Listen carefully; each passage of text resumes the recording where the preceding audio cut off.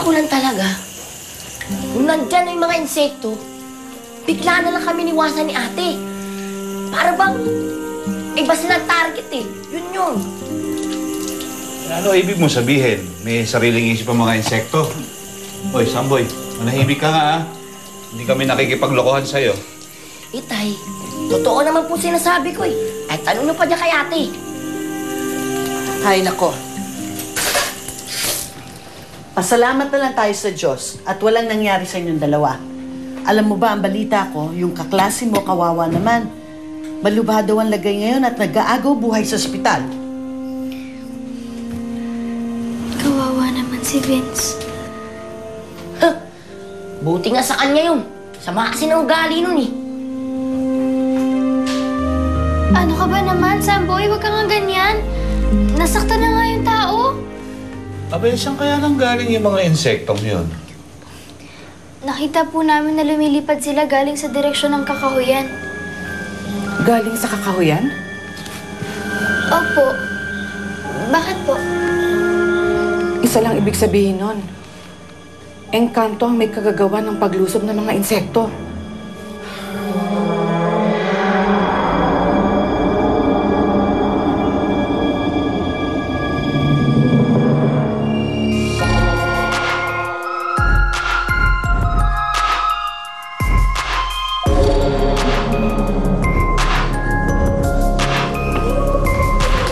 Gwapo-gwapo talaga ng idol ko.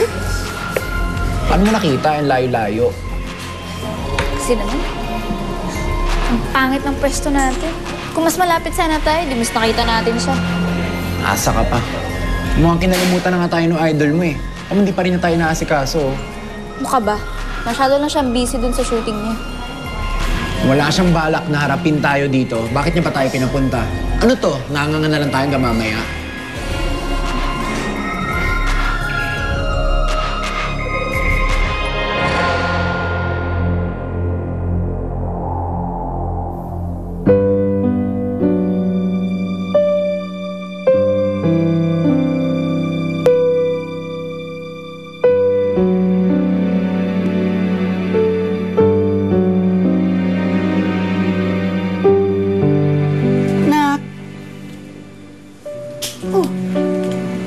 Bakit ganyan itsura mo?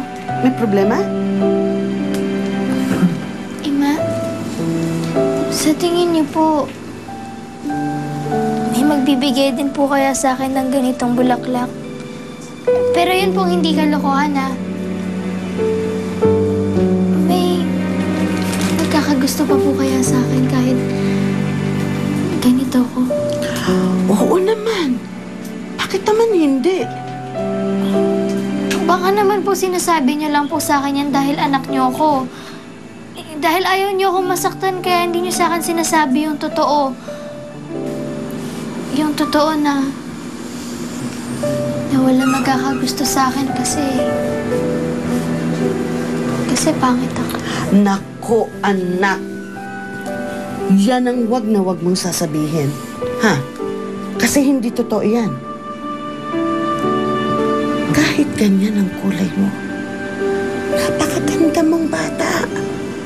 Huwag kang makikinig dun sa mga walang pinag-aralan na nangungutya sa'yo. Napakaganda ng kalooban mo, anak. At huwag kang magbabago para sa iba.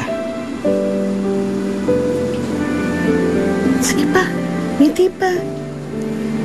Tingnan mo, mas lalo kang gumaganda kapag ngumingiti ka. Kaya huwag kang malulungkot. Salamat po, Ima. Sige na, magpahinga ka na. Kasi alam ko na napagod ka sa lakad natin kanina. At huwag ka na mag-iisip ng kung ano-ano, ha? Opo. Kaya rin po, pahinga na po kayo, matulog na po kayo pagkatapos po ng mga ginagawa niyo. Sige. Sige. Pahinga ka na. Good night. Good night po.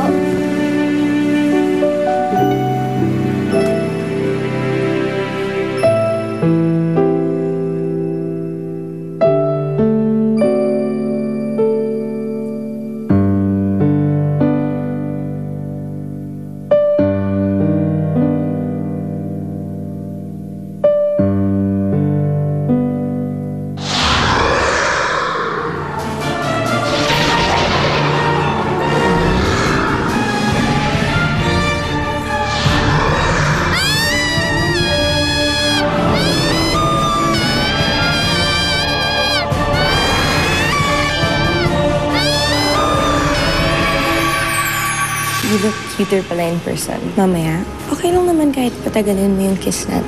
Dedmahin mo na lang yung cut ni Direk. Nangako nga po pala si Idol na tutulungan niya ako sa pagpapagamot ko sa inyo.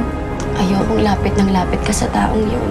Magandang lalaki si Joaquin Alvarez. Kahit na sinong taong magkakagusto sa kanya, pati ikaw. At ayokong mahulog ang loob mo sa kanya.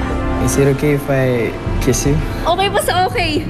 Sana'y maghintay ang walang hanggan hanggang makilala mo ako ang iyong mahal. Baka ko matutunan